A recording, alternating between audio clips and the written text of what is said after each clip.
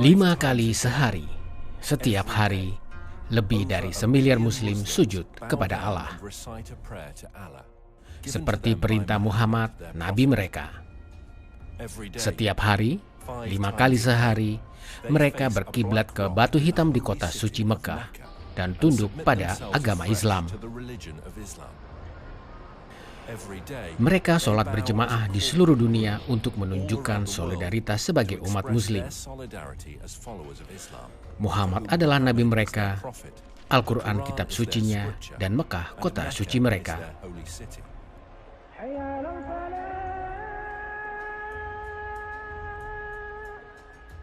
Akan tetapi saat penemuan arkeologi menyatakan yang berbeda, para ahli benar-benar mempertanyakan dan menantang sejarah hadirnya Islam.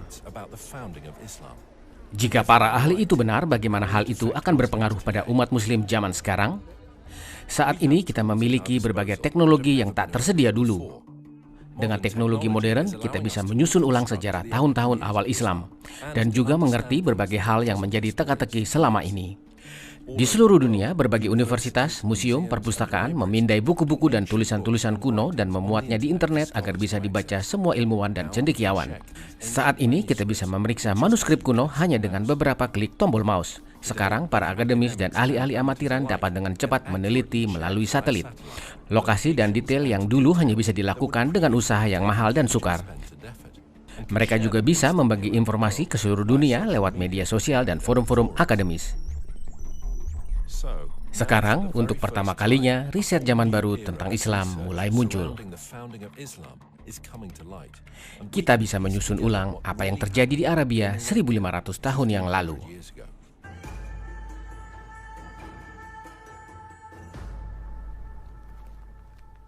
Penulis dan sejarawan Dan Gibson menghabiskan sebagian besar hidupnya di Timur Tengah. Dia telah melakukan penelitian mendalam tentang masyarakat dan tempat-tempat dunia kuno sebelum Islam. Aku pertama kali datang ke Arabia di usia awal 20-an. 30 tahun aku habiskan untuk menyelidiki bagian dunia ini yang sungguh istimewa. Aku mengumpulkan berbagai keterangan untuk teori baru yang radikal yang aku yakin akan mengubah pengertian kita akan masa lalu. Penelitian selama bertahun-tahun membuatku berkesimpulan bahwa Islam dimulai di tempat lain dari yang selama ini dikenal dalam sejarah Islam. Di berbagai tulisan awal Islam yang kuno terdapat berbagai pertanda dan referensi yang menunjukkan kebenaran tersembunyi tentang misteri kota Mekah. Tahun 2002 aku ikut konferensi penyelidikan Nabatia yang diadakan di sini, Petra, Yordania, oleh Universitas Al-Husain bin Talal. Di konferensi itu aku berbicara dengan ahli arkeologi terkemuka dari Saudi Arabia dan Yordania. Aku bertanya khusus tentang catatan-catatan arkeologi di Mekah. Meskipun tidak mau disebut namanya atau dikutip, mereka mengakui bahwa tidak ada catatan atau arkeologi apapun di Mekah sebelum tahun 800. Aku tadinya mengira mereka akan bersikeras bahwa Mekah adalah kota yang dikelilingi tembok, dengan berbagai rumah, tempat-tempat umum, tempat-tempat ibadah. Tapi kata mereka, semua itu tidak ada di Mekah. Apakah kamu tahu bahwa Mekah hanya disebut satu kali saja di seluruh Al-Quran? Para Muslim menghubungkan nama-nama lain dengan Mekah, nama seperti tempat berkumpul terlarang, atau rumah suci, atau Beka yang berarti tempat-tempat ratapan. Semua julukan itu dihubungkan dengan Mekah di zaman ini. Namun Al-Quran sendiri tidak menerangkan bahwa semua julukan itu adalah Mekah. Muslim-Muslim ahli Islam tampaknya semua setuju akan hal ini. Tapi di tahun-tahun belakangan, sebagian ahli sejarah mulai bertanya-tanya. Mereka menyadari bahwa Mekah adalah tempat-tempat yang gersang, tandus, dan tidak terletak pada jalur dagang kafilah kuno. Orang-orang membayangkan para pedagang kafilah membawa barang-barang seperti rempah-rempah, kemenyan, dan barang-barang eksotis lainnya. Tapi menurut riset baru-baru ini, zaman Muhammad, barang-barang itu sudah tidak diperdagangkan lagi. Masyarakat Arab berdagang kulit dan baju. Dan ini bukanlah barang-barang yang bisa mencukupi kebutuhan kota besar, yang dijabarkan sebagai ibu dari segala kota dan pusat jalur perdagangan. Lihatlah peta ini, di manakah jalur-jalur perdagangan bersimpangan? Ada 3 tempat-tempat Arabia Utara yang bisa disebut sebagai pusat jalur perdagangan. Yang menarik, Mekah bahkan bukan tempat-tempat persinggahan, karena Mekah bahkan tidak terletak pada jalur dagang kafilah. Di film ini, kita akan menemukan mengapa tiada penemuan arkeologi apapun di Mekah di zaman Nabi Muhammad. Mengapa penjabaran tentang Mekah tidak sesuai dengan keadaan alamnya? Dan bagaimana perang saudara Muslim di zaman awal Islam telah mengubah fakta tentang Islam? Kalau umat Muslim di seluruh dunia percaya bahwa kota suci dan nabinya dulu hidup di Mekah, di Saudi Arabia, Dan Gibson yakin bahwa bukti-bukti menunjukkan hal yang sebaliknya. Sewaktu aku dulu mempelajari sejarah Arabia, aku menemukan bukti-bukti yang tak menunjuk ke Mekah, tapi ke arah Arabia Utara, tempat asal-usul Islam. Sampai sekarang, semua setuju bahwa Mekah adalah kota suci Islam. Setiap Muslim percaya bahwa kiblat sholat adalah ke Batu Hitam di Mekah.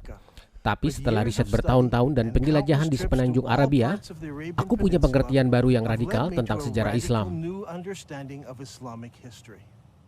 Aku yakin bahwa dalam proses mengerti sejarah Islam, ada sebuah kesalahan yang mendasar. Ini bukan kesalahan yang sengaja dilakukan. Hanyalah salah mengerti akan apa yang terjadi di zaman awal Islam. Setelah itu, para penulis Islam memperbaiki apa yang mereka kira kesalahan tentang sejarah awal. Padahal, itulah yang benar. Apakah mungkin lebih dari 1 miliar umat Islam salah mengerti bagaimana dan di mana agama mereka dimulai? Jika benar begitu, apa dampaknya bukti ini kepada rata-rata umat Muslim yang ingin mengikuti perintah Nabi mereka Muhammad? Kita harus menyelidiki suatu masa dalam sejarah dan keadaannya yang hanya diketahui segelintir orang. Selama berabad-abad, sejarah dunia kuno dan kerajaan-kerajaan Timur Tengah terus dibahas. Tapi tak banyak yang mempelajari sejarah Arabia. Bukan hanya pihak Barat saja yang tak menyelidikinya, tapi orang-orang Arab sendiri juga tidak. Nabi Muhammad lahir di tahun 570 Masehi, di zaman dan tempat-tempat yang tak banyak dikenal orang zaman sekarang. Kakek dan ayahnya adalah pedagang Nabatia dan Muhammad sendiri menikah dengan wanita pedagang. Suatu hari saat Muhammad sedang semedi di sebuah gua, seorang malaikat datang. Malaikat itu mengajarkan kata-kata doa kepada Allah. Setelah itu istrinya meyakinkan Muhammad bahwa yang datang benar-benar malaikat dan bahwa ia dipanggil untuk jadi Nabi Tuhan. Semasa hidupnya, malaikat yang sama sering mengunjunginya. Dan setiap kali dia datang, ada wahyu baru. Wahyu-wahyu yang diterima Muhammad ini lalu dikumpulkan dan disusun dalam Al-Quran. Adel Ishamari belajar tentang Islam di perguruan tinggi Islam di Kuwait. Selama bertahun-tahun, dia dan Dan telah berteman baik. Mereka berdua sering berdiskusi secara mendalam tentang iman dan sejarah. Pesan Muhammad adalah hanya ada satu Tuhan dan Muhammad adalah Nabi terakhirnya. Hal ini membuat masyarakat Mekah marah karena mereka menyembah banyak Tuhan. Mereka menyembah banyak berhala, karena itulah mereka jadi marah. Setelah itu, Muhammad dan pengikutnya pun mulai ditindas. Muhammad dan para pengikutnya pun memutuskan untuk hijrah ke Madinah. Muhammad dan para pengikutnya mengalami penindasan. Dia dan beberapa pengikutnya lalu melarikan diri ke Madinah.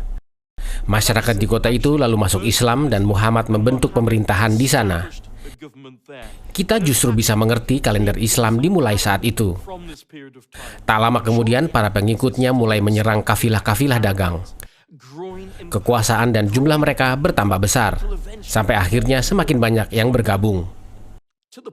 Sehingga akhirnya mereka menjadi kekuatan militer yang besar, bahkan menguasai seluruh Jazirah Arabia. Muhammad memiliki angan-angan untuk membawa Islam ke seluruh dunia. Akan tetapi dia tiba-tiba meninggal dunia. Di saat itulah terjadi pertentangan yang berkembang menjadi perang saudara. Tapi meskipun ada perpecahan dan pertikaian ini, tetap saja ada keinginan untuk menyebarkan Islam ke seluruh dunia.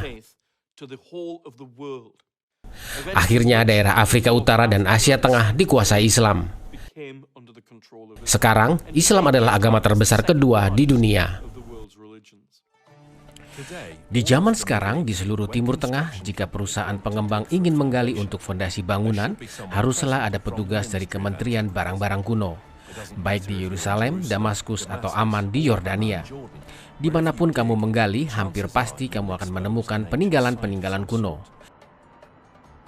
Di kota Mekah, Saudi Arabia, perusahaan pengembang menggali di mana-mana. Mereka mendirikan gedung-gedung raksasa, hotel-hotel pencakar langit. Tapi yang sangat mengejutkan para arkeologis adalah tidak satupun sisa-sisa bekas kota kuno apapun di bawah Mekah. Kota tempat-tempat Muhammad lahir adalah kota yang besar. Kota itu mampu menggalang orang-orang dalam jumlah besar sebagai kafilah dagang atau kekuatan militer. Kota itu tidak hanya berpenduduk banyak, tapi merupakan kota agraris pula. Kota Mekah dikenal sebagai ibu segala kota dalam Al-Quran. El-Qura adalah nama Arabnya yang berarti kota indah yang penuh sisa-sisa bangunan dan tembok-tembok kota. Kota besar yang terkenal. Nabi Muhammad sering melakukan perjalanan jauh untuk kegiatannya sampai ia mencapai celah gunung di Mekah dan lembah-lembahnya. Aisyah, istri Muhammad, menceritakan bahwa salah seorang dari mereka merindukan Mekah. Sungguh, aku ingin tinggal sehari di lembah yang penuh berbagai jenis rumput. Saat kami tiba di Mekah, di kota yang diberkati dengan banyak air dan pepohonan, dan kami dengan senang tinggal di situ. Al-Bukhari menceritakan seorang tawanan yang makan anggur saat ia dirantai. Dan dia berkata, ini bukan musim buah di Mekah. Sukar dipercaya bahwa keterangan-keterangan itu adalah tentang kota Mekah. Daerah sekeliling Mekah hanyalah batu-batuan dan padang pasir saja. Rata-rata hujan di Mekah kurang dari 10 cm per tahun. Dengan suhu udara yang sangat panas dan daerah yang sangat tandus, tak mungkin bisa menanam tanaman apapun di sana. Apalagi menanam suplai makanan untuk memenuhi kebutuhan banyak penduduk. Namun, kota suci Islam digambarkan dengan ladang-ladang yang penuh dengan pepohonan, rumput-rumputan, dan lahan-lahan pertanian. Tapi tak ada tanah pertanian apapun di Mekah. Itu tak cocok dengan penjabaran dari sastra kuno. Ibnu Ishaq mengatakan bahwa masyarakat Mekah ragu untuk memotong pohon yang tumbuh di daerah keramat. Kehadiran pepohonan dan tanaman-tanaman di zaman kuno dengan mudah diuji dengan adanya spora dan serbuk sari di tanah dari zaman kuno yang masih utuh. Sampai sekarang tak ada bukti apapun bahwa ada pohon yang pernah ditanam di Mekah di zaman kuno. Teka-teki yang lain adalah kota Mekah ternyata tidak tercantum di semua peta Arabia kuno. Orang tentunya mengira kota kuno sebesar itu pasti tercantum di peta zaman kuno. Tapi tak satu pun peta kuno mencantumkan Mekah sebelum zaman Islam. Selama bertahun-tahun aku telah mengumpulkan berbagai peta Arabia kuno. Aku dengan rajin menerjemahkan semua peta-peta itu. Tapi aku tak pernah menemukan satu pun peta kuno yang mencantumkan Mekah di zaman pra-Islam. Tahukah kamu bahwa nama Mekah tak pernah tercantum di sastra apapun sebelum 740 Masehi? Itu 120 tahun setelah Islam didirikan. Tidakkah kamu heran bahwa di 120 tahun pertama dalam sejarah Islam, tiada negara apapun di sekelilingnya yang tahu tentang keberadaan Mekah? Bagaimana kota yang mampu menggalang kekuatan militer dengan ribuan tentara, kota yang memiliki lahan pertanian, pepohonan, rerumputan, buah-buahan, anggur bisa terabaikan oleh negara-negara tetangganya? Bagaimana mungkin bahwa kota besar dengan tembok-tembok, tempat-tempat ibadah, dan bangunan-bangunan umum tidak ditemukan pada catatan-catatan kuno negara-negara tetangganya, terutama jika itu adalah kota dagang yang melakukan perdagangan dengan semua negara tetangga. Dan yang paling membingungkan adalah ketika kita mengunjungi lokasi kota kuno itu, tidak ada peninggalan kuno arkeologi apapun di sana. Daerah itu bukanlah tempat-tempat yang penting, apalagi untuk jalur perdagangan. Banyak sejarawan zaman sekarang menyimpulkan sejarah berdirinya Islam hanya mitos. Sudah jelas ada perbedaan besar antara catatan sejarah Islam menurut Muslim dan apa yang ditemukan para arkeologis, sehingga kesimpulan yang mereka ambil adalah tulisan Muslim tentang sejarah Islam hanyalah mitos yang dikarang-karang. Dari riset selama bertahun-tahun, aku yakin bahwa catatan kuno tentang kota Mekah bukanlah mitos. Tapi catatan-catatan itu bercerita tentang tempat-tempat lain yang cocok dengan penjabarannya. Aku yakin Muhammad lahir dan dibesarkan di tempat lain, dan bahwa Muslim berkiblat ke arah yang salah saat mereka sholat. Menurut sejarah Islam yang diakui secara umum, Ka'bah adalah kuil utama di tengah kota Mekah dan merupakan pusat ziarah Arabia. Mempelajari ziarah sebelum Islam adalah awal riset yang baik. Menurut sejarawan Tabari, ada dua jenis ziarah, haji dan umroh, yaitu ziarah besar dan ziarah kecil. Kakek Muhammad dulu sering umroh sebelum zaman Islam. Umroh sebelum zaman Muhammad dilakukan di pusat ziarah Arabia, yang dikenal sebagai tempat-tempat berkumpul yang haram. Di tempat ini ada banyak berhala-berhala. Nama-nama ini telah ada sebelum zaman Islam. Muslim zaman sekarang masih menggunakan nama-nama yang sama. Nama-nama ini berasal dari luar dan bukan nama-nama Islami.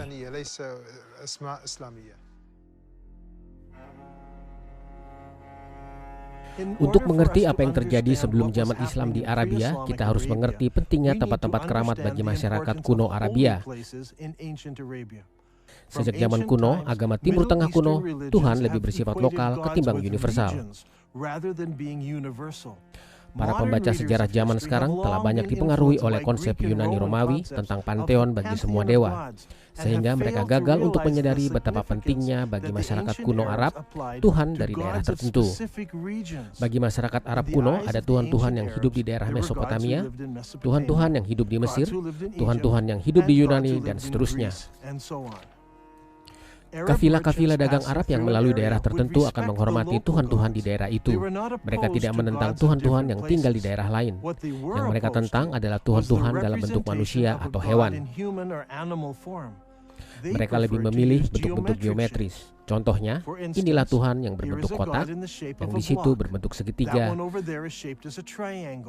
Masing-masing Tuhan di sini dianggap sebagai Tuhan lokal yang harus dihormati jika melalui daerah kekuasaannya.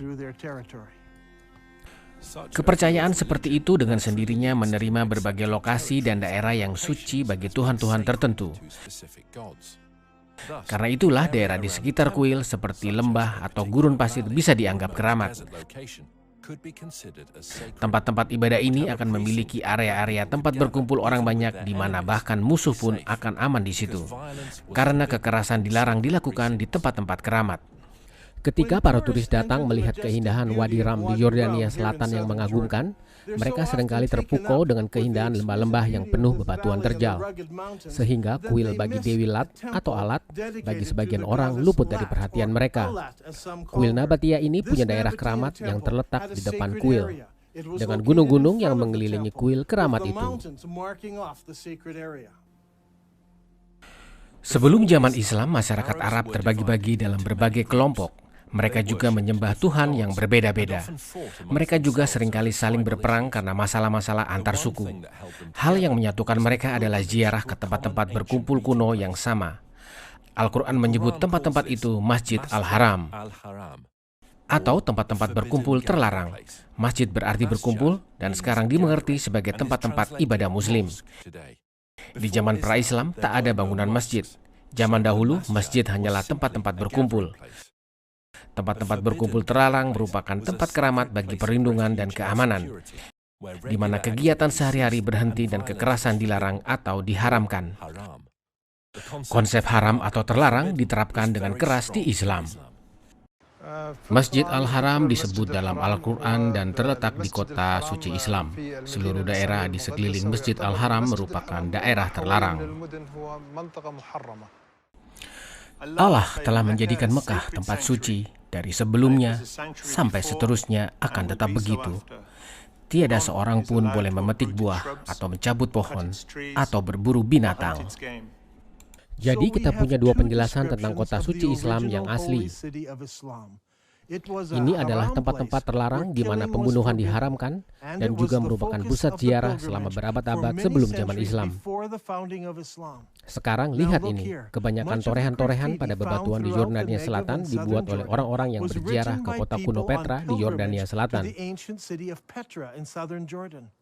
Ribuan orang menorehkan nama mereka dan juga pesan-pesan pribadi di atas batu selagi mereka melakukan perjalanan ke Petra untuk naik haji. Ini menjadi masalah bagi kita. Mekah adalah tempat yang tak dikenal di masa sebelum Islam dan di masa berdirinya Islam. Penjabaran tentang Mekah seperti pusat jalur perdagangan, ibu segala kota, pusat ibadah haji zaman kuno ternyata tidak cocok. Bagaimana kita bisa memecahkan masalah ini? Jawabannya muncul dari Islam itu sendiri. Di zaman sekarang, arah kiblat semua masjid adalah ke Ka'bah. Ada tempat di dalam masjid berupa ceruk yang disebut mihrab di mana imam akan berdiri dan memimpin sholat. Tapi di zaman awal Islam tidak ada mihrab, yang ada hanyalah tembok yang menghadap arah kiblat. Seluruh gedung mengarah ke Ka'bah. Dalam Islam, semua muslim mengakui bahwa arah kiblat adalah ke Mekah di Saudi Arabia. Di zaman sekarang, tak ada yang mempertanyakan arah kiblat. Al-Quran memberitahu muslim bahwa mereka punya arah kiblat. Al-Quran tidak memberitahu nama kota arah kiblat dahulu. Yang disebut hanyalah Masjid Al-Haram atau tempat-tempat berkumpul terlarang. Umat muslim percaya bahwa dulu arah kiblat adalah ke Yerusalem. Menurut berbagai sumber literatur Islam, di tahun 6204 Masehi, Muhammad mengubah kiblat ke Mekah. Muhammad menyatakan ini di Al-Quran, surah 2 Al-Baqarah. Dan sungguh pemindahan kiblat itu terasa berat, kecuali bagi orang-orang yang telah diberi petunjuk oleh Allah. Dan Allah tidak akan menyia-nyiakan imanmu. Maka sungguh kami akan membalikkan kamu ke kiblat yang kamu sukai. Palingkanlah wajahmu ke arah Masjid Al-Haram, dan di mana saja kamu berada, palingkanlah mukamu ke arahnya. Sebagai sejarawan bagi Jazirah Arabia, aku selalu ingin tahu arah kiblat yang pertama. Ke arah manakah Muhammad sholat sebelum arah kiblat dirubah? Apakah ke Suriah seperti yang diklaim sebagian orang, atau ke arah lainkah? Jika kita mengadakan penyelidikan ini 100 tahun yang lalu, maka dibutuhkan waktu yang sangat lama dan penelitian yang sukar. Kita harus menjelajahi dunia untuk mencari daerah-daerah kuno, untuk menemukan masjid-masjid tertua di dunia Islam. Sekarang, dalam waktu singkat, kita bisa melakukan apa yang dulu dibutuhkan waktu seumur hidup. Google Earth memungkinkan kita melihat suatu daerah dari angkasa. Situs-situs seperti ArcNet bisa menggabungkan riset yang dilakukan ratusan profesor dan mahasiswa. Kita bisa mengamati struktur bangunan dari berbagai kriteria. Pertama, kita pilih bangunan-bangunan Islam, pilih tanggalnya untuk membuat daftar yang kronologis, lalu tentukan kapan bangunan itu dibangun. Periksa arah kiblatnya dengan menggunakan Google Earth, dan kumpulkan datanya untuk menemukan kapan arah kiblat berubah ke Mekah. Ini akan menghasilkan data yang kokoh untuk bisa kita teliti. Menentukan arah kiblat bukanlah ilmu pasti. Sebagian masjid-masjid kuno seperti yang ini tidak berbentuk persegi sempurna. Jadi peneliti harus menemukan tembok kiblat dan menarik garis tegak lurus dari tembok ini. Karena bangunan-bangunan zaman dulu tidaklah persegi, kita tidak bisa menggunakan tembok samping dan belakang. Ini adalah mihrab dari masjid kuno. Masyarakat Arab kuno menetapkan kiblat dengan menggunakan lokasi bintang-bintang dan mereka sangat tepat. Cara terbaik untuk menemukan arah kiblat adalah dengan mendatangi masjid itu dan menggunakan perangkat GPS yang tepat. Tidak semua masjid bisa dipakai untuk riset ini. Banyak dari masjid-masjid kuno itu yang telah dirombak total seiring berjalannya waktu. Perombakan bisa begitu menyeluruh sehingga tak mungkin lagi mengetahui kiblat yang asli. Meskipun begitu, beberapa masjid kuno masih bisa diamati. Contohnya Masjid Dua Kiblat di Madinah. Menurut sejarah Islam, di masjid inilah sahabat-sahabat Nabi yang melakukan sholat diperintahkan untuk mengubah arah kiblat. Karena itu mereka berpaling dan mulai sholat menghadap Mekah. Pertanyaannya adalah, ke arah manakah kiblat mula-mula? Umat muslim siap dengan jawaban mereka. Dulu mereka sholat menghadap Yerusalem. Sekarang Masjid Al-Qiblatain menghadap ke Mekah. Tapi di tahun 1987, masjid itu diruntuhkan seluruhnya agar bisa dibangun kembali. Di dalam proses pembangunan kembali, fondasi awal terungkap. Mereka menemukan bahwa bangunan itu dulu memiliki tembok kiblat yang menghadap utara. Dugaan umum adalah ke Yerusalem. Umat muslim percaya bahwa dahulu kiblat ke arah Yerusalem. Ada cara mudah untuk menguji klaim itu. Jika kita kunjungi masjid-masjid tertua yang pernah dibangun, dan jika kita bisa menentukan arah kiblat di masjid-masjid tersebut, maka kita bisa lihat alurnya di peta dan periksa apakah semua mengarah ke satu arah yang sama. Kita akan menemukan satu dari 3 hal berikut. Mereka semua mengarah ke arah yang berbeda-beda, mereka semua mengarah ke Yerusalem, atau mereka semua mengarah ke arah lain. Setelah mengunjungi masjid dua kiblat di Saudi Arabia, terdapat 11 masjid kuno lainnya yang akan kita periksa. Masjid-masjid terletak di Cina, Mesir, Yordania Selatan, Lebanon, Yordania Tengah, Yaman, Israel, Irak, Yerusalem, Jalur Barat. Yang terakhir adalah Masjid Anjar di Lebanon. Maka jika kita tinjau menurut waktu pembangunannya, masjid kedua tertua yang masih ada terletak di Guangzhou, Cina. Guangzhou adalah nama modern bagi kota yang dulu bernama Kanton. Ketika Marco Polo mencapai kota ini di tahun 1300 Masehi, dia menemukan lebih dari 100.000 pedagang Arab dan Persia hidup di sana. Orang-orang Arab telah berdagang dengan orang-orang Cina selama ratusan tahun. Hal ini tercatat dengan baik dalam sejarah kuno. Paman Muhammad, Abdul Waqqas, pergi ke Cina saat melakukan tugas berdagang. Berdasarkan manuskrip Cina, dia membangun masjid bagi orang-orang Arab di Kanton di tahun 627 Masehi atau 6 tahun setelah Islam berdiri. Aku sendiri mendatangi masjid itu. Aku menggunakan GPS untuk menentukan arah kiblat masjid itu. Yang kutemukan sungguh mengejutkan. Masjid ini tidak menghadap ke Mekah. Masjid itu menghadap 12 derajat ke utara Mekah. Ini berarti masjid itu tidak mengarah ke Yerusalem pula. Arah kiblatnya melampaui Yerusalem terlalu jauh ke selatan. Masjid berikut, Masjid Fustat, dibangun di tahun 641, sekitar 20 tahun setelah Islam berdiri, di kota Fustat di luar kota Kairo. Masjid ini telah dibongkar, dibangun ulang, dan diperbesar beberapa kali. Karena itu, fondasi aslinya sudah tidak ada lagi. Akan tetapi, peta dasar bangunan yang asli masih bisa ditemukan. Catatan sejarah Islam mengatakan kiblat pertama mengarah ke timur dan lalu dirubah ke arah selatan, ke Mekah. Masjid kuno berikut yang masih ada adalah Umayyad Palace yang dibangun di Humaimah, Yordania Selatan. Sekitar 700 Masehi atau 80 tahun setelah Islam berdiri, keluarga Abbas membangun istana besar di sini. Rumah ini tidak memiliki bangunan masjid yang khusus. Malahan umat muslim akan berkumpul di halaman untuk sholat. Rumah ini punya arah kiblat, tetapi tidak mengarah ke Yerusalem. Tahun berikutnya, masjid lain dibangun di Baalbek, Lebanon. Perhatikan bahwa arah kiblatnya tidak mengarah ke Mekah. Setahun kemudian, dinasti Umayyad membangun masjid yang besar dan megah di sini, di Amman, Citadel, Yordania. Masjid ini mengarah ke selatan, tetapi Mekah ada di situ. 2 tahun setelah itu, di tahun 705 Masehi atau 80 tahun setelah Islam berdiri, umat muslim membangun masjid Sana yang megah di ibu kota negara Yaman. Meskipun tampaknya masjid ini mengarah ke arah Mekah, tapi sebenarnya menyimpang terlalu jauh ke barat dari Yerusalem. Tahun berikutnya, 706 Masehi, dinasti Umayyad membangun Masjid Kirbat Al-Minya, yang merupakan kompleks istana yang besar di Israel di pantai Galilea.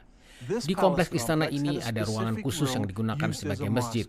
Berdasarkan tulisan di pintu gerbangnya, gedung ini dibangun 87 tahun setelah Islam berdiri oleh penguasa Muslim bernama Al-Walid. Bangunan dan masjid ini tidak berkiblat ke Yerusalem. Di tahun yang sama, umat Muslim juga membangun Masjid Wasit di Irak. Awalnya, ahli-ahli arkeologi membuat klaim bahwa kiblat masjid itu ke Yerusalem. Tetapi penyelidikan selanjutnya menunjukkan bahwa kiblatnya ke sebelah selatan Yerusalem.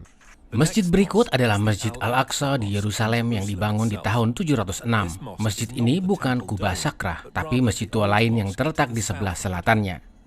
Masjid itu sudah terletak di Yerusalem. Akan tetapi tetap memiliki kiblat yang tidak mengarah ke Mekah. Masjid berikutnya dibangun tahun 724 atau 103 tahun setelah Islam berdiri. Ini adalah Masjid Kirbat Al-Mafzar di dekat Yeriko di lembah Yordania. Masjid itu dibangun di akhir zaman dinasti Umayyad. Dengan melihat dina masjid, tampaklah bahwa masjid dan istana itu menghadap ke selatan, bukannya ke Mekah. Di tahun yang sama, sebuah masjid dibangun di Anjar, sekitar 58 km dari Beirut. Masjid ini dibangun di akhir zaman dinasti Umayyad. 30 tahun kemudian, gedung itu mulai runtuh dan akhirnya tidak dipakai lagi. Karena tidak pernah direnovasi, maka dengan mudah kita bisa melihat arah kiblatnya yang ternyata tidak mengarah ke Mekah atau Yerusalem.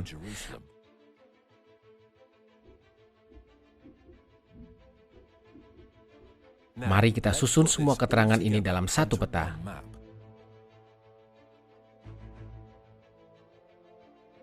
Hasilnya sungguh mengejutkan. Selama 100 tahun setelah Islam berdiri, 100% dari semua masjid-masjid tertua yang masih tersisa yang kita temukan, semuanya menghadap ke satu titik di Yordania Selatan, bukannya ke Mekah. Dari arah utara, selatan, timur, dan barat, semua masjid-masjid itu menghadap ke satu titik. Ini bukannya kesalahan kecil menentukan arah kiblat. Mereka semua secara khusus hanya menunjuk pada satu tempat saja, tertuju langsung pada satu titik itu, yaitu kota kuno Petra. Kota ini sangat terkenal di zaman sekarang. Tempat-tempat ini banyak dikunjungi turis-turis dari berbagai negara untuk mengagumi kuil-kuil besar dan monumen-monumen kuno di kota itu. Mungkinkah Petra adalah ibu dari segala kota seperti yang diterangkan di Al-Quran? Tempat-tempat ini adalah pusat dari tempat-tempat ziarah Arab. Mungkinkah Petra adalah tempat kelahiran Muhammad dan merupakan kota asal-usul Islam? Dan itu sungguh aneh. Engkau mengatakan bahwa kota itu Petra, padahal Bukhari mengatakan kota itu adalah Yerusalem. Apa yang harus kami percayai? Bagaimana kami bisa menerima keteranganmu jika Bukhari mengatakan kotanya adalah Yerusalem? Setiap Muslim mengatakan padaku bahwa dahulu umat Muslim sholat menghadap Yerusalem. Itu karena Bukhari bilang demikian. Aku juga setuju bahwa Bukhari menyebut kota itu adalah Yerusalem. Tapi Bukhari menuliskan itu 200 tahun setelah Muhammad meninggal. Dan dia menulis 100 tahun setelah kiblat berubah arah. Dengan begitu, dia itu bukan saksi mata. Dia itu hanya mengumpulkan yang orang-orang ingat. Dia sebenarnya menulis berbagai keterangan yang saling bertentangan saat itu. Sewaktu sebagian orang melakukan sholat subuh di Kuba, seorang pria datang menemui mereka dan berkata, perintah Al-Quran telah diturunkan pada Rasulullah malam ini, bahwa dia harus menghadap ke Ka'bah di Mekah. Dengan begitu, kalian juga harus berpaling menghadap ke sana. Di saat itu, arah kiblatnya ke Syria. Dan setelah mendengar itu, mereka berpaling menghadap ke Mekah. Aku yakin bahwa sewaktu Muhammad masih hidup di Medina, dia sholat menghadap ke utara, Petra, yang merupakan provinsi Syria yang dikuasai oleh pasukan Romawi. Saat Bukhari mengumpulkan kisah-kisahnya, orang-orang telah melupakan Petra. Tetapi setiap orang ingat bahwa kakek buyut mereka dulu sholat menghadap Syria. Dan Al-Quran mengatakan pada kami bahwa Masjid Al-Haram itu terletak di Beka. Di mana sih letak Beka sebenarnya? Mereka yang mengungkit keterangan tentang Beka mengajukan pendapat yang menarik. Aku setuju bahwa dalam sastra Islam nama Beka sama dengan kota suci pertama Islam. Ketika Muhammad masih muda, orang-orang memutuskan untuk membangun kembali Ka'bah. Di tumpukan batu, mereka menemukan bongkahan-bongkahan batu yang mengandung tulisan berbahasa Syriak, bahasa kaum Nabatia. Mereka lalu menemui orang Yahudi yang mengerti bahasa tersebut dan menerjemahkannya bagi mereka. Akulah Allah, Tuhan Beka. Aku ciptakan kota itu di saat yang sama aku menciptakan surga dan bumi, membentuk matahari dan bulan, dan aku kelilingi dengan 7 malaikat-malaikat suci. Kota itu akan tetap tegak berdiri selagi 2 gunungnya tegak. Aku berkati orang-orangnya dengan susu dan air. Kata Beka adalah kata Semitik kuno yang berarti ratapan atau tangisan. Jika sebuah tempat-tempat dinamakan Beka, ini berarti tempat-tempat menangis. Nama Beka tidak pernah digunakan bagi Yerusalem. Kata itu hanya muncul sekali saja di Alkitab di Mazmur 84 yang berkenaan dengan tempat-tempat yang dikenal sebagai lembah ratapan. Tapi Al-Quran juga menyebut tentang lembah ratapan, di mana Hagar meratap tentang anaknya Ismail. Al-Quran menyebut kejadian itu terjadi di Beka, yang merupakan nama asli tempat-tempat di mana Ka'bah dibangun. Sudah jelas lokasi ini bukan Yerusalem yang dibangun di atas gunung dan bukan di lembah. Kupikir jawabannya sangat sederhana. terjadi banyak gempa besar di Petra seperti yang terjadi di tahun 551 Masehi, hanya 19 tahun sebelum Muhammad lahir. Dan kita tahu di tahun itu sebagian besar kota Petra hancur. Petra bisa disebut sebagai lembah ratapan karena begitu banyak orang tewas selama bertahun-tahun akibat gempa-gempa.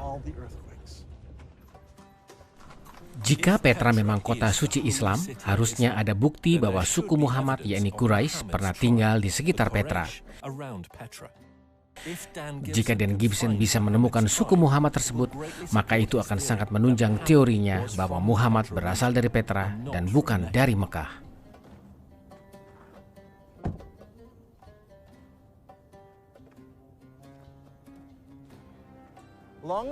Dahulu kala daerah ini bernama Hawa dan sekarang Homema. Para arkeolog telah menemukan bekas tanah pertanian milik keluarga Abbasid dan masjid yang dibangun tak lama setelah itu.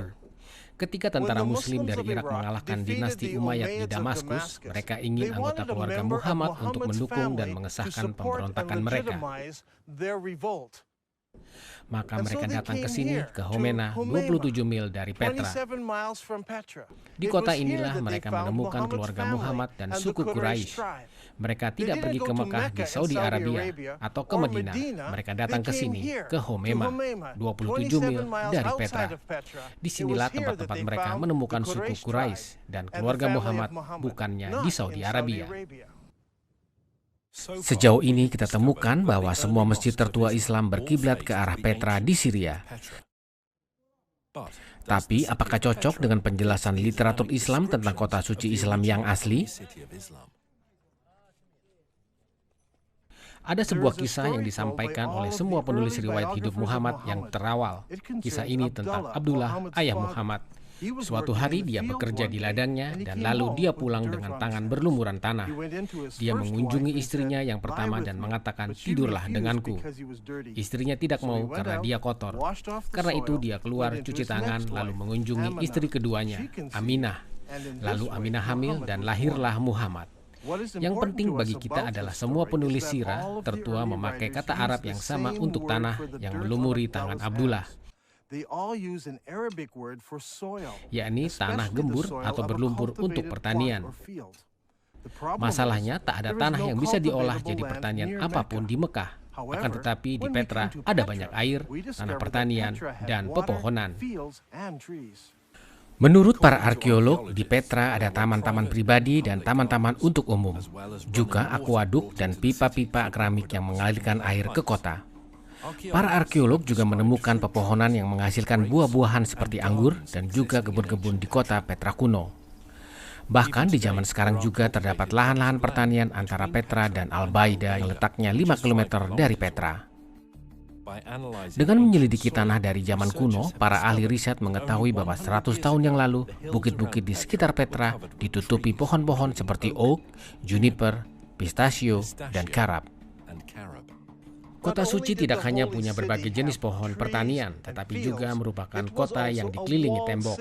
Ibnu Ishaq berkata, mereka mengepungnya saat dia berada pada satu sisi dari tembok-tembok Mekah. Ini sangat membingungkan karena Mekah tidak punya tembok kota apapun. Sebagian orang mengatakan bahwa ini mungkin adalah tembok-tembok rumah di Mekah. Tetapi Ibnu Ishaq dengan sangat jelas mengatakan tembok-tembok kota Mekah. Tetapi Mekah bukanlah kota yang dikelilingi tembok. Bagaimana dengan Petra? Petra dibangun di sebuah lembah. Di sekelilingnya ada pegunungan dengan berbagai tebingnya. Tebing-tebing itu bisa berfungsi seperti tembok. Masyarakat Petra membangun tembok dari satu tebing gunung ke tebing gunung lainnya, dari sisi lembah yang di sini dan juga pada sisi lembah yang di sana. Sehingga Petra memiliki tembok-tembok yang mengelilingi kota. Ciri khas Petra yang lain adalah kota itu punya saluran-saluran air yang sangat unik. Biasanya engkau punya sebuah lembah dengan gunung di sebelah kiri dan gunung lain di sebelah kanan, dan ada sungai yang mengalir di tengah lembah. Tapi di kasus ini di zaman dahulu terjadi gempa yang meretakkan gunung-gunung, sehingga ada retakan di bagian gunung itu, air mengalir melalui retakan itu, melalui lembah, lalu mengalir ke retakan gunung di sebelahnya. Kaum Nabatia membangun jalanan dari satu sisi gunung ke sisi lainnya, dan juga saluran air di sampingnya. Mari kita ke situ. Dalam Islam, salah satu kewajiban ibadah haji adalah berlari bolak-balik 7 kali di antara dua gunung bernama Marwah dan Safa.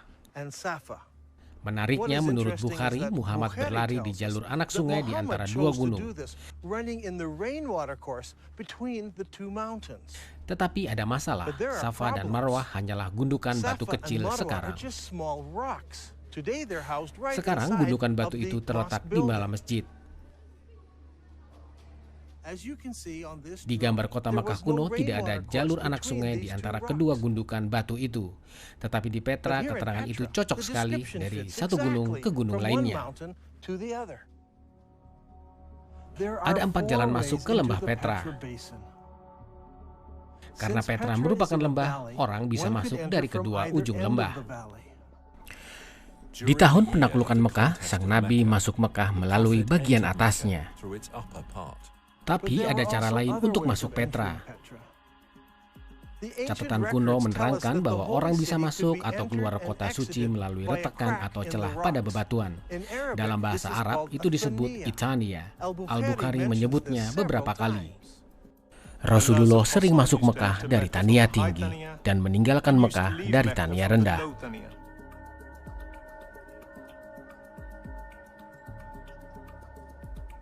Sang Nabi terus maju sampai mencapai Tania, melalui mana orang bisa menemui mereka, yakni masyarakat Quraisy. Ada 2 Tania untuk masuk Petra. Salah satunya adalah jalur sempit terkenal yang sering dilalui para turis untuk masuk kota. Jalur lainnya agak jauh di jalanan bertiang melewati ngare-ngare yang berliku-liku, hingga sampai ke daerah kosong bernama Wadi Araba di bawah Laut Mati. Petra juga memiliki banyak kuil. Di sini tampak sisa kuil yang dikenal sebagai singa-singa bersayap atau kuil Al-Uzza. Di belakangku adalah Kaser Al-Bentede atau kuil Dewa Dusara. Pegunungan pendek ini adalah tempat-tempat tinggal para dewa, dan di jantung gunung ada kuil Dewa El Dusara.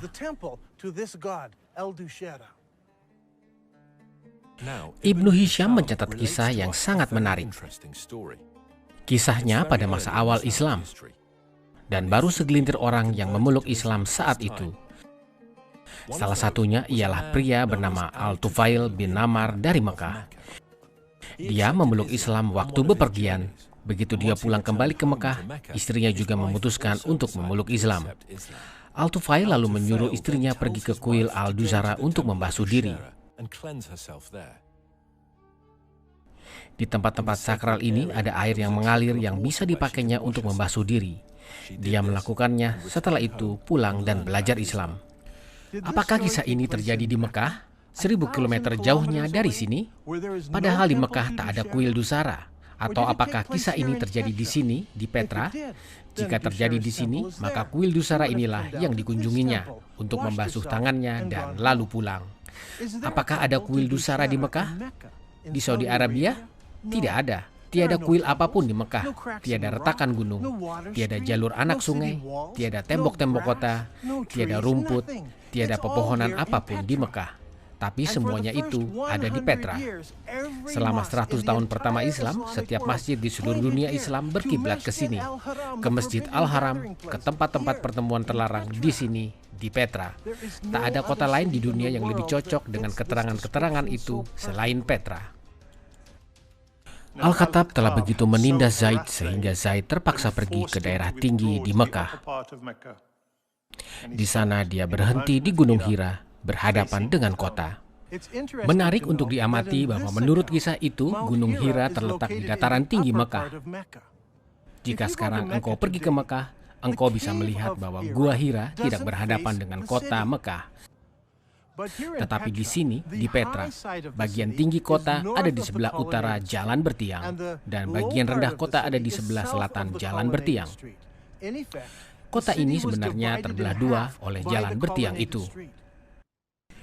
Jika Petra sebenarnya adalah kota suci Mekah, maka gua di mana Muhammad menerima wahyu pertama harus terletak di daerah situ juga.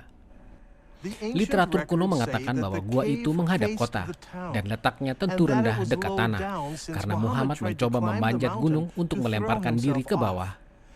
Jika memang benar begitu, aku tahu tempat-tempat seperti itu, tetapi kita harus pergi ke sana.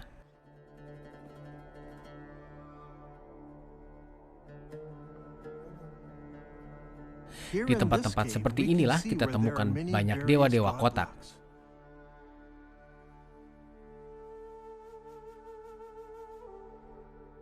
Di situ juga terdapat simbol bulan sabit yang besar. Ini adalah tempat-tempat yang cocok bagi seorang pemuda yang bertapa untuk mencari makna hidup. Penampakan dan lokasi gua ini cocok dengan penjelasan di literatur kuno. Di luar kota, berhadapan dengan kota, dan bukti bahwa orang-orang ke situ untuk penyembahan dan pertapaan. Aku yakin inilah salah satu tempat-tempat tersuci dalam Islam di sini loh, di Petra.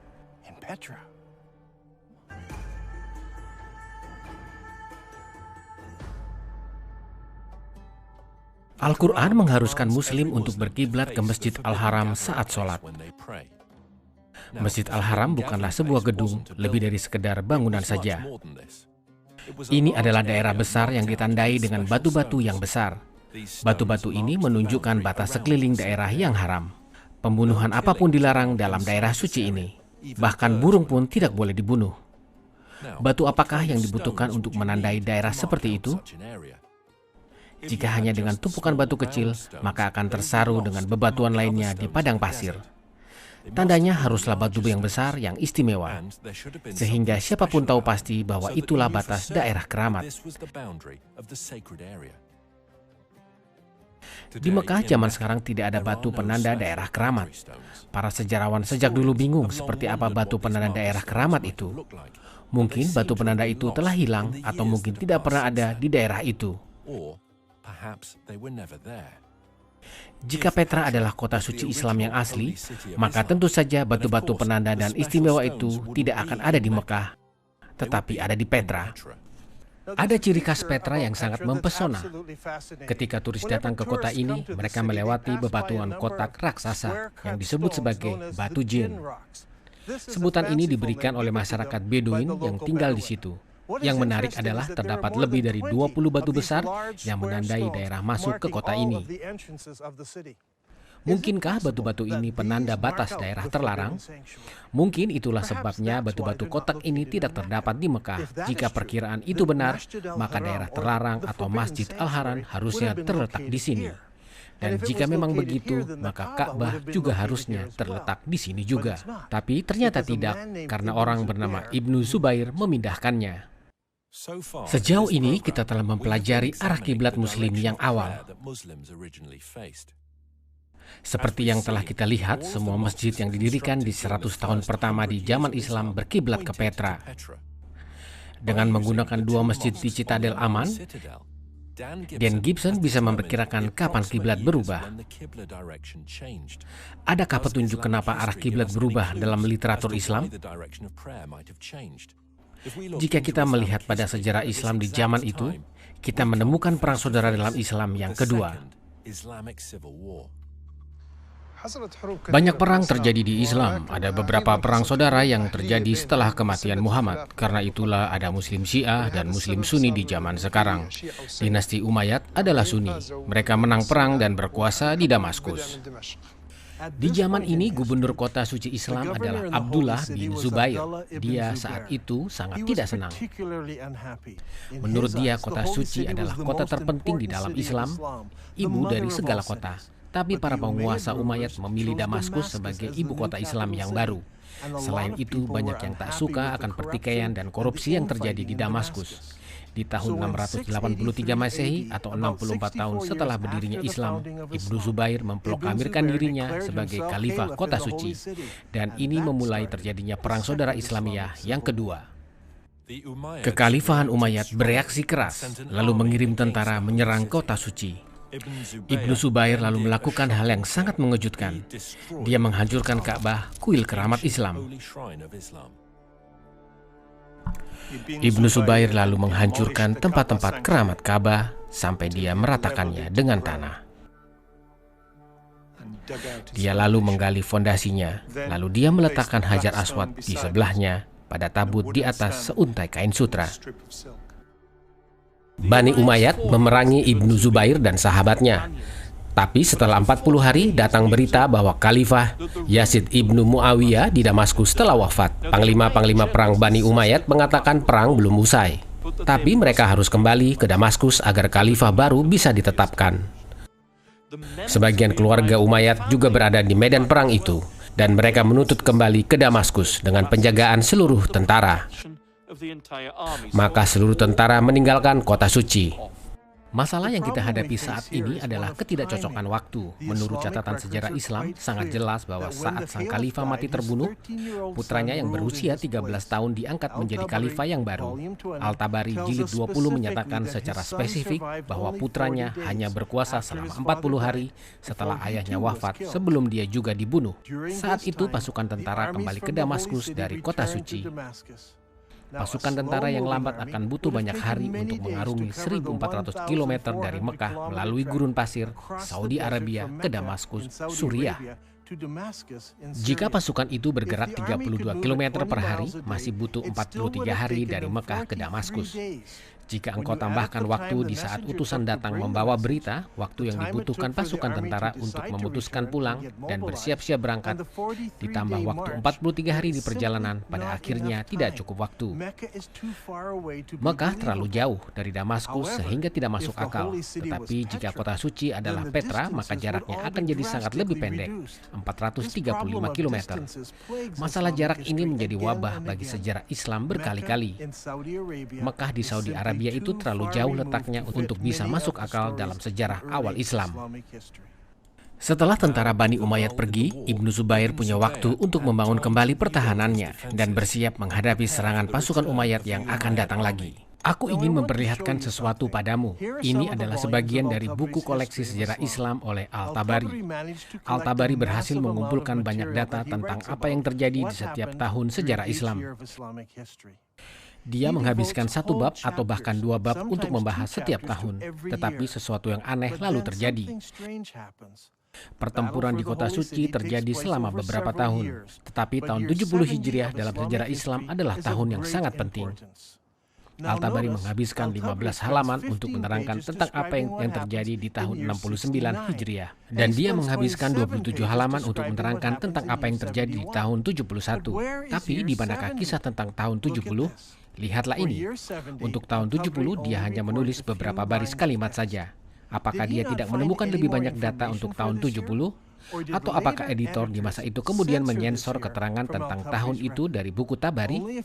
Yang ditulis hanya beberapa kalimat saja, tetapi apa yang dicatatnya memberikan beberapa detail yang penting. Dikatakan bahwa Mus'ab ibnu Zubair yang rupanya adalah saudara Abdullah ibnu Zubair membawa pasukan ke kota suci. Apakah pasukan ini berupa peralatan militer? Bukan. Dikatakan dia membawa banyak kuda dan onta. Aku yakin bahwa di tahun inilah para pengikut Ibnu Zubair pindah dari Petra ke selatan, ke Gunung Pasir Arabia untuk mencari tempat-tempat di mana mereka bisa bertahan terhadap serangan dinasti Umayyad. Semua detail tentang tahun 70 ini telah dibuang dari kitab sejarah Tabari. Tetapi kita tahu bahwa mereka membawa banyak kuda dan onta. Dan tiada tujuan lain selain untuk memindahkan banyak orang keluar kota. Kegiatan ini terus berlangsung sampai tahun berikutnya. Jadi Ibnu Zubair memanfaatkan waktu jeda ini untuk melakukan proyek religius. Dia memutuskan untuk kembali membangun Ka'bah. Tapi Al-Tabari tidak memberitahu di manakah lokasi Ka'bah yang baru tersebut dibangun. Apakah di Petra atau apakah di lokasi baru yang jauh lebih aman, yakni di Mekah yang nun jauh di sana. Aku yakin Ka'bah yang baru dibangun di Saudi Arabia dan Hajar Aswad dipindahkan juga dari Petra ke Mekah. Jadi, andai kata sekalipun Ibnu Zubair kalah di kota suci, dia masih memiliki batu hitam dan Ka'bah yang baru. Setelah khalifah yang baru ditetapkan, tentara Umayyad kembali menyerang kota suci. Kali ini jumlah tentaranya lebih besar, dengan persenjataan yang lebih berat. Di antaranya adalah mesin pelontar batu atau manjanik. Perang antara Ibnu Zubair melawan Al-Hajjaj berlangsung selama 6 bulan 17 malam di tengah lembah Mekah. Yusuf ibnu Mahak berkata, "Aku melihat manjanik dengan batu-batu besar didorong maju. Langit menggelegar dan petir meledak, dan suara guntur dan petir lebih keras dari suara batu-batu, sehingga suara batu tidak terdengar."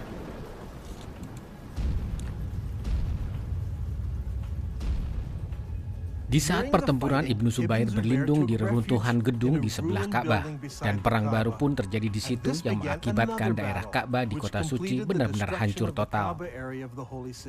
Akhirnya Ibnu Zubair kalah dalam peperangan itu. Tetapi kekalahan itu juga ditanggung oleh mereka yang tinggal di kota Madinah di Saudi Arabia dan Kufah di Irak. Aku yakin bahwa di saat itu dunia Islam sedang kacau balau. Apakah mereka harus sholat berkiblat ke Petra, atau mereka harus sholat berkiblat ke Mekah?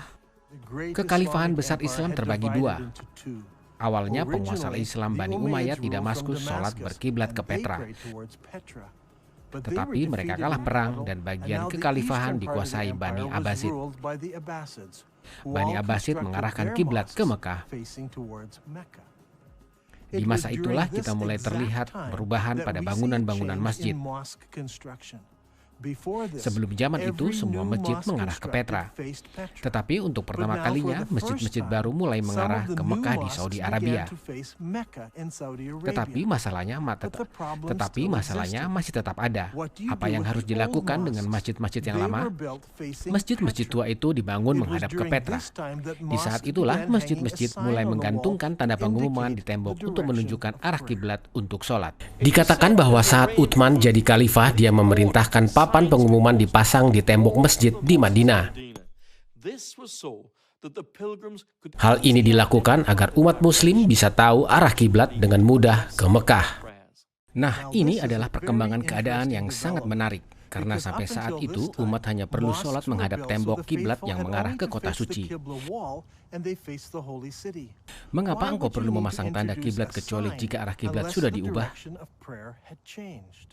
Di masa ini, sekitar 89 tahun setelah Islam didirikan, mihrab mulai dibuat di dinding masjid untuk menunjukkan arah sholat.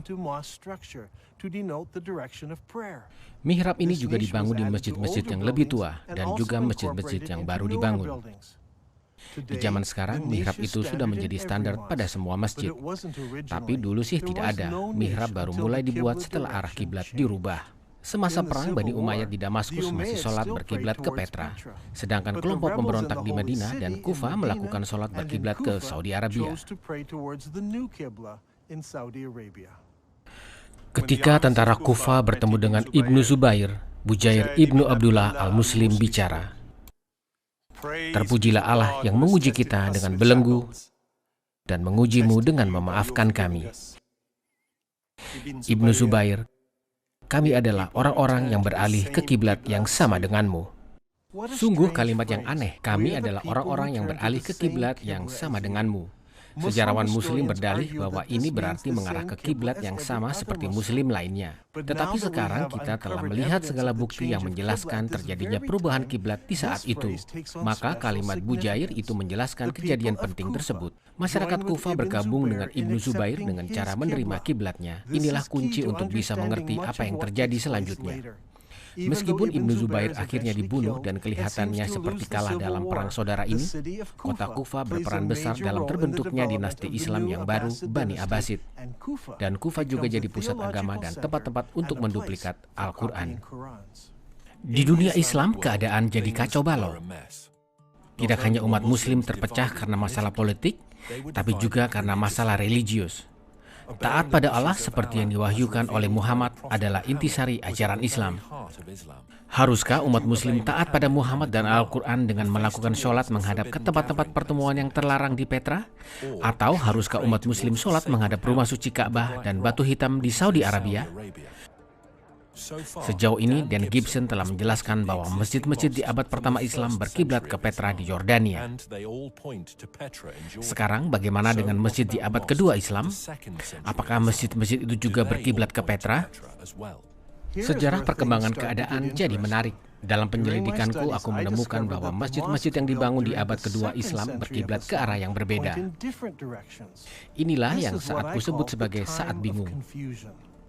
102 tahun setelah Islam berdiri, Masjid Umar dibangun di Syria Selatan di kota kuno Bosra. Seperti yang kita bisa lihat, arah kiblat masjid tidak ke Mekah dan sudah jelas juga tidak mengarah ke Petra.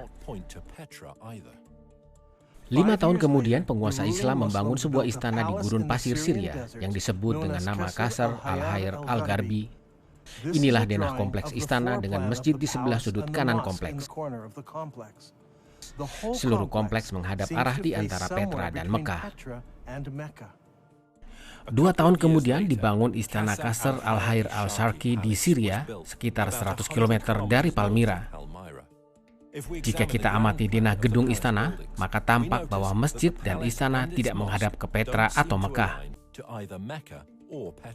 Dan sekali lagi, mengarah di antara keduanya. Apakah ada sesuatu yang terjadi sehingga pembangunan masjid enggan memilih antara Petra dan Mekah? Sehingga mereka memilih kiblat di antara keduanya. Kita bisa melihat bahwa arah kiblat Masjid Al-Sharqi itu persis terletak di antara Petra dan Mekah. Ini bukan salah arah, tapi usaha sengaja menghindari Petra dan Mekah. Kita harus mencari jawaban akan hal ini di tempat-tempat lain.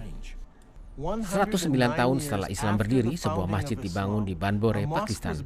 Sama seperti masjid-masjid lain di masa ini, masjid ini hanya punya dinding kiblat tanpa nizam.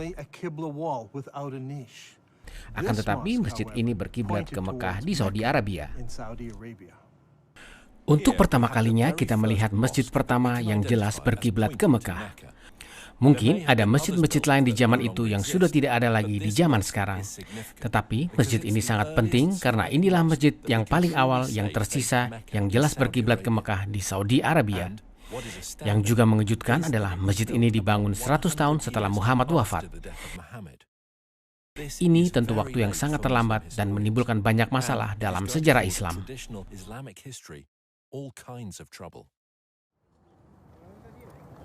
Salah satu bangunan masjid terpenting yang kami selidiki adalah istana di daerah benteng kota Aman, Yordan. Bangunan istana Umayyad ini dibangun 122 tahun setelah Islam berdiri.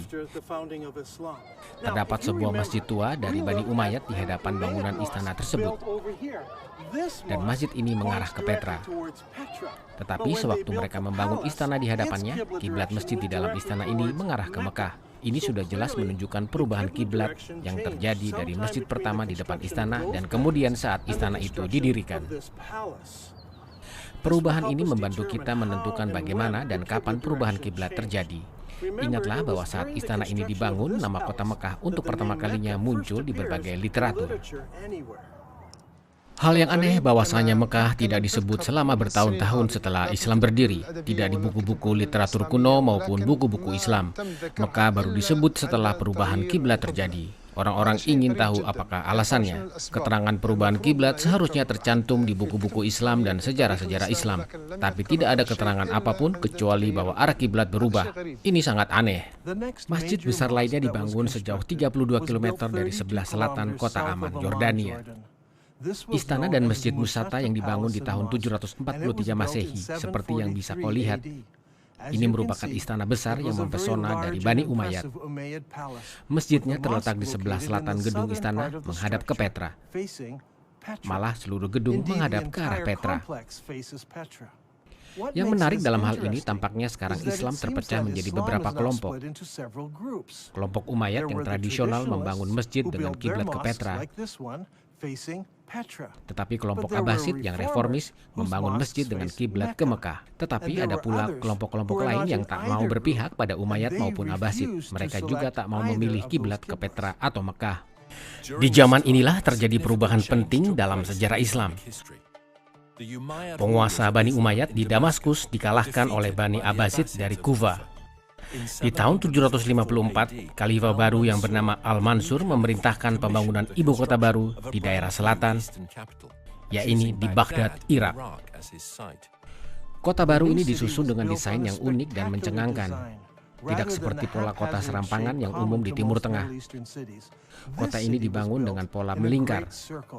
Penata kota mendatangi daerah baru dan menabur abu untuk menggambar denah kota. Kota yang selesai dibangun di tahun 767 Masehi itu memiliki diameter seluas 2 km. Seperti yang bisa kau lihat di gambar berikut, masjid kota tidak punya mihrab. Untuk menunjukkan arah sholat, mihrab baru dibangun di masa berikutnya. Satu tembok dibuktikan sebagai arah kiblat yang mengarah ke Mekah. Sejak itu semua masjid berkiblat ke Mekah berdasarkan perintah penguasa dari Bani Abbasid. Jika semua ini benar, Nabi Muhammad dan keempat khalifah teladan dan penerusnya dari kekhalifahan Bani Umayyad yang memerintah dari Damaskus, semuanya sholat berkiblat ke Petra. Tapi di akhir kekuasaan Bani Umayyad terjadi sesuatu yang membuat para pembangun merubah arah masjid-masjid yang mereka bangun. Sebagian masjid berkiblat ke Petra, sebagian lagi ke Mekah, dan sebagian lagi memutuskan untuk jadi netral saja dan mengarah di antara keduanya. Hal ini menimbulkan masalah bagi separuh dunia Islam. Umat Muslim di sebelah barat masih setia pada Bani Umayyad, sehingga dunia Islam sekarang terbelah menjadi dua. Bani Abbasid di Irak menguasai bagian timur kekhalifahan, sedangkan Bani Umayyad menguasai Afrika Utara dan Spanyol. Ini merupakan saat penting dalam sejarah Islam karena Bani Umayyad di Spanyol berkembang dalam kebudayaan, mulai membangun masjid-masjid yang indah. Para pembangun masjid di Spanyol menghadapi suatu masalah. Biasanya semua masjid-masjid Umayyad berkiblat ke Petra, tapi lalu terjadi hal yang mengakibatkan kekacauan besar, yang mengakibatkan masjid-masjid setelah itu tidak mau berkiblat ke arah yang sama. Musuh mereka Bani Abbasid sekarang sholat menghadap ke Mekah di Saudi Arabia. Karena itu, mereka tak mau berkiblat ke sana. Maka, apakah yang harus dilakukan para pengikut Umayyad? Sewaktu memeriksa masjid yang dibangun Bani Umayyad di Spanyol, aku menemukan perkembangan yang mencengangkan. Pembangun masjid tidak memilih Mekah atau Petra. Seperti yang sudah kita lihat, sebagian pembangun masjid di Timur Tengah memilih mengarahkan arah kiblat di antara kedua kota. Tapi para pembangun masjid di Afrika Utara dan Spanyol memutuskan hal yang berbeda. Selama bertahun-tahun, hal ini membuat banyak para ahli menjadi bingung. Arah kiblat mereka menuju ke arah Afrika Selatan, tetapi semua masjid-masjid di Afrika Utara dan Spanyol mengarah ke berbagai arah yang agak berbeda satu sama lain. Semuanya jadi tampak sangat membingungkan. Akan tetapi, kalau dari arah kiblat itu ditarik tegak lurus pada peta, maka bisa dilihat bahwa masjid-masjid di Afrika Utara dan Spanyol memilih garis sejajar dengan arah garis dari Petra ke Mekah.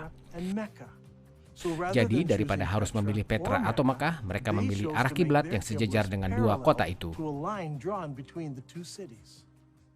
Semua Muslim tahu bahwa Mekah itu di Saudi Arabia, tetapi kau mengatakan Petra.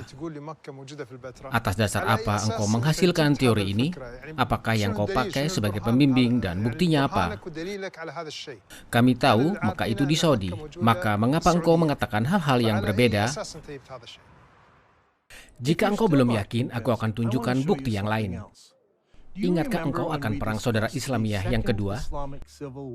Ibnu Zubair membentengi dirinya di kota suci. Tentara Umayyad lalu mengepungnya selama 4 bulan. Di bulan Oktober, tentara Umayyad membawa mesin pelontar batu raksasa ke dekat tembok kota. Mereka lalu melontarkan batu sampai ke daerah suci Islam. Bagaimana hal ini bisa terjadi? Biasanya orang-orang hidup di belakang tembok-tembok kota. Batu-batu yang dilontarkannya tentu menghancurkan rumah-rumah di situ. Tetapi di kasus ini dikatakan batu-batu yang dilontarkan menerjang tempat-tempat suci Islam yang terletak di tengah-tengah kota. Bagaimana hal ini mungkin terjadi? Tapi di Petra ada daerah khas yang unik. Petra memang punya tembok-tembok kota di daerah utara dan selatan. Di arah selatan, tembok kota menutup semua bagian sampai dinding gunung. Tapi di daerah utara, tembok kota tidak menutup seluruh bagian sampai dinding gunung, karena ada jalur air yang mengalir ke daerah kota. Aku yakin tentara Syria Bani Umayyad mendorong mesin pelontar batu ke daerah saluran air tersebut. Mereka masuk ke tempat-tempat yang terdekat dengan daerah suci kota, dan melontarkan batu-batu ke jantung kota mengenai Ka'bah dan daerah suci Islam.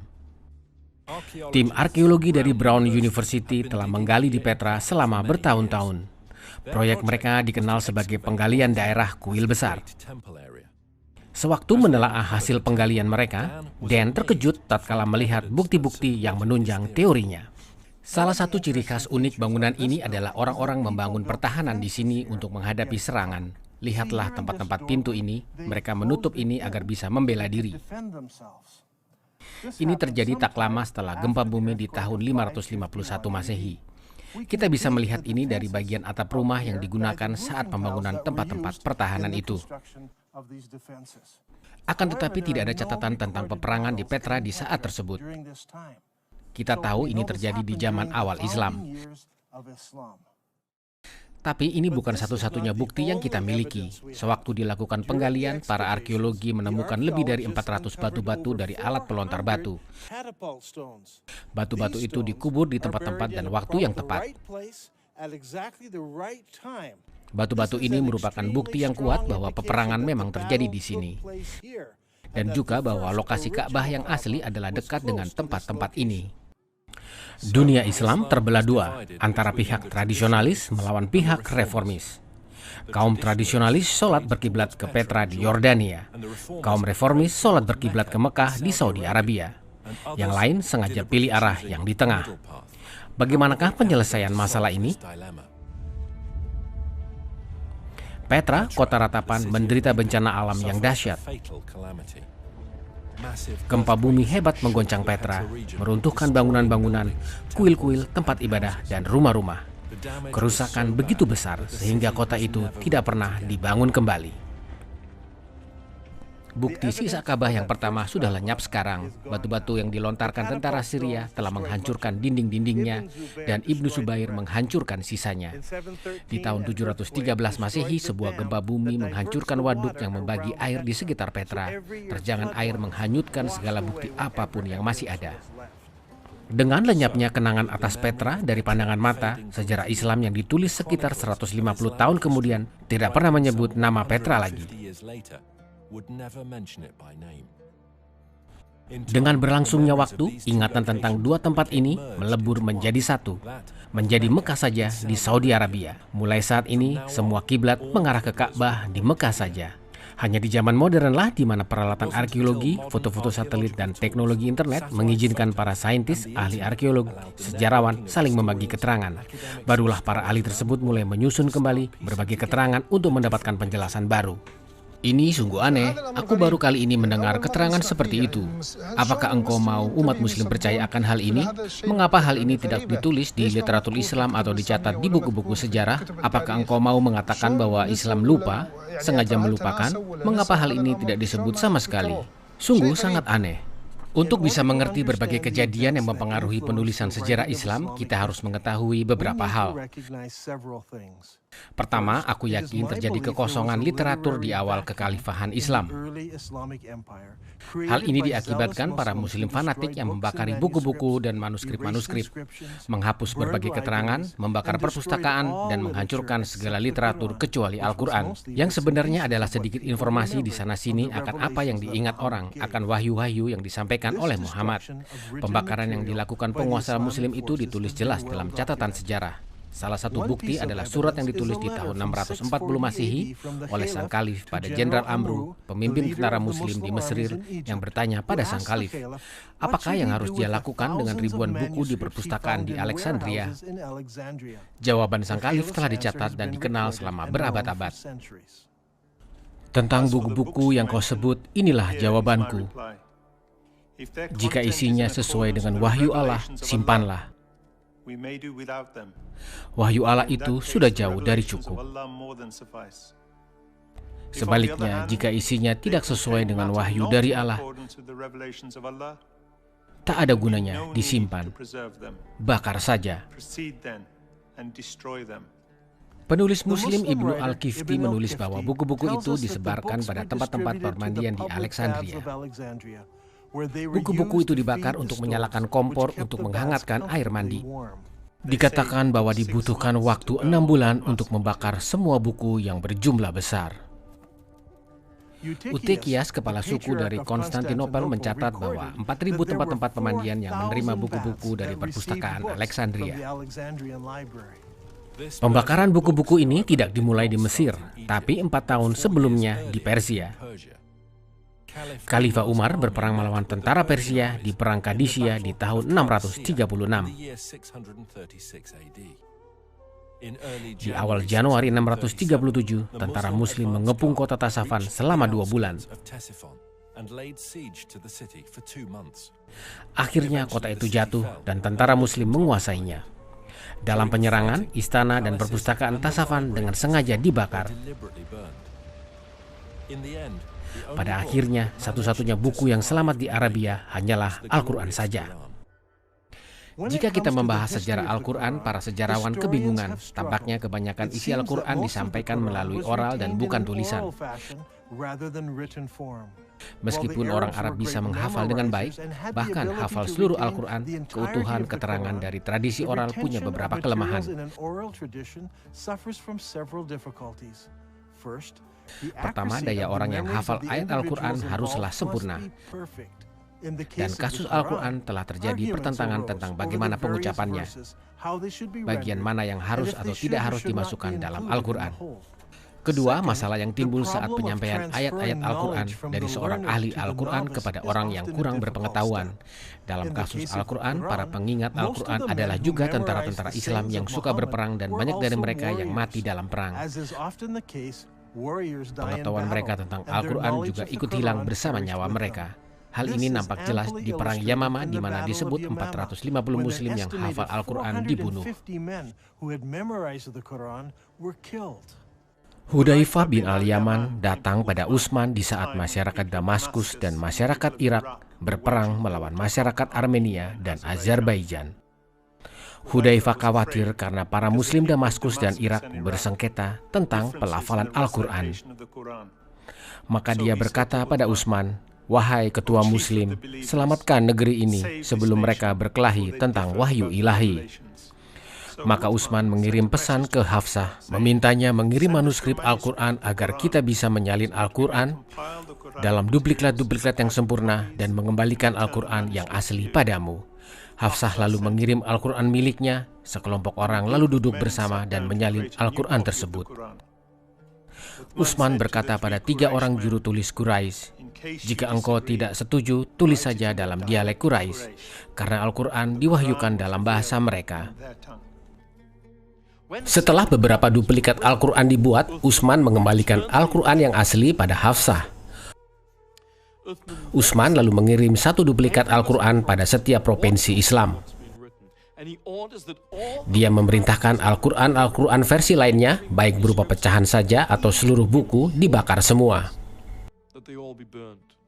Maka pembakaran buku pun terus dilakukan. Sekarang bahkan Al-Quran pun dibakar. Tapi hal ini tidak menghentikan perdebatan akan apa yang harus dan tidak boleh dimasukkan dalam Al-Quran. Saat Al-Quran baru tiba di berbagai provinsi, orang-orang mempertentangkan isi Al-Quran ini. Sa'id Ibnu Thabit berkata, ayat dari surat Azab telah hilang saat kami menulis ulang Al-Quran.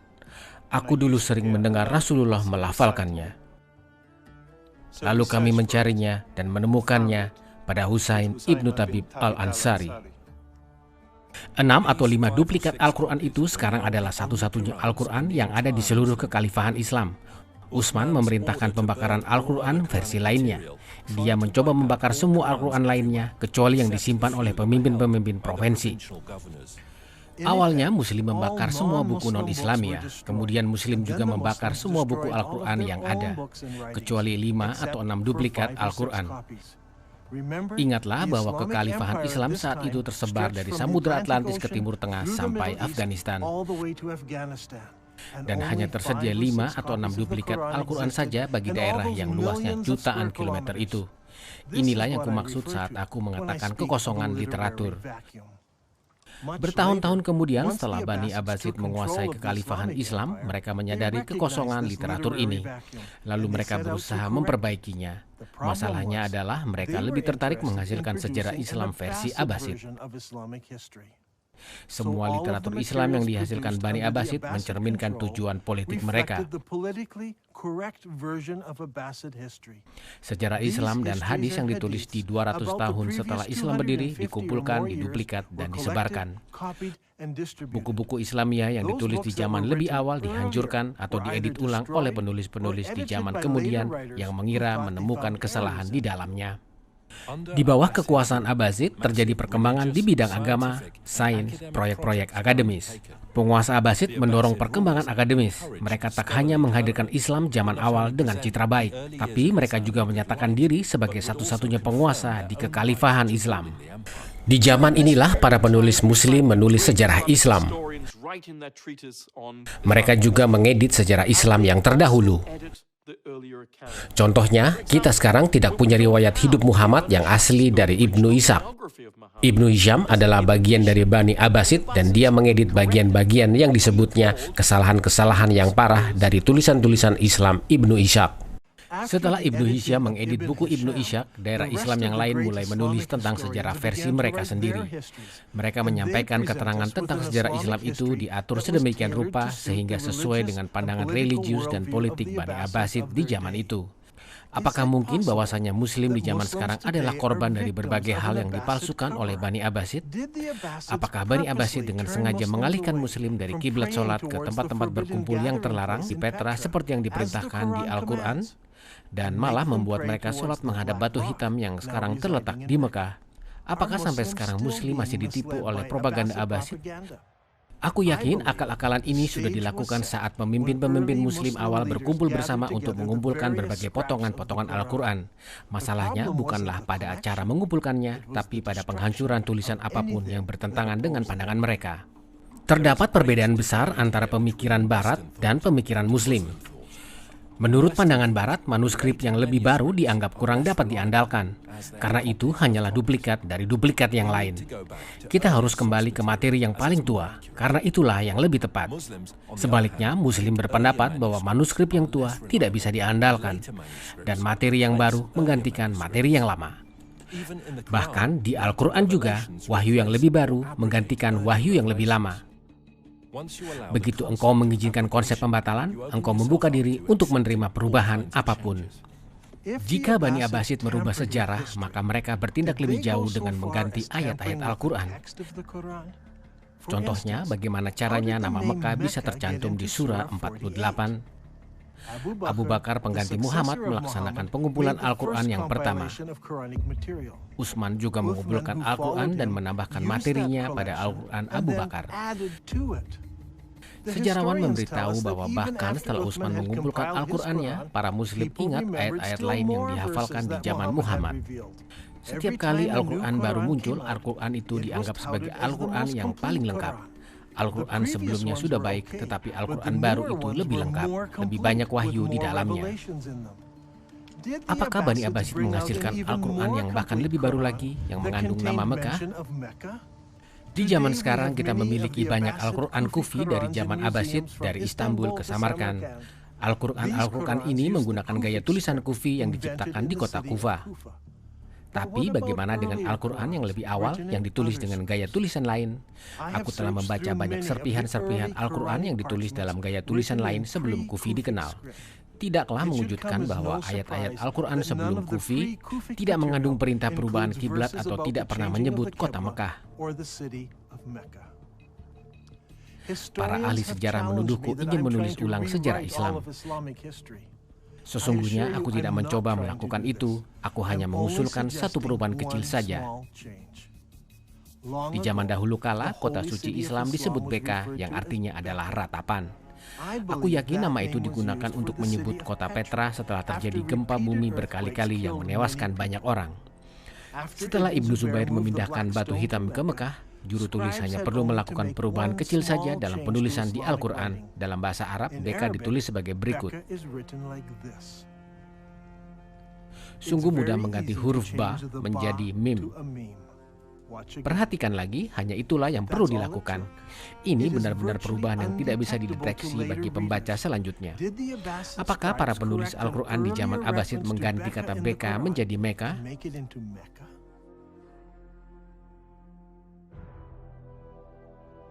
Aku yakin bahwa semua bukti menunjukkan pada Petra sebagai kota suci Beka, yang merupakan tempat-tempat asal-usul Islam. Semua masjid di abad pertama Islam berkiblat ke Masjid Al-Haram di Petra. Semua penjabaran daerah kota suci cocok dengan keadaan lapangan di Petra dan bukan di Mekah.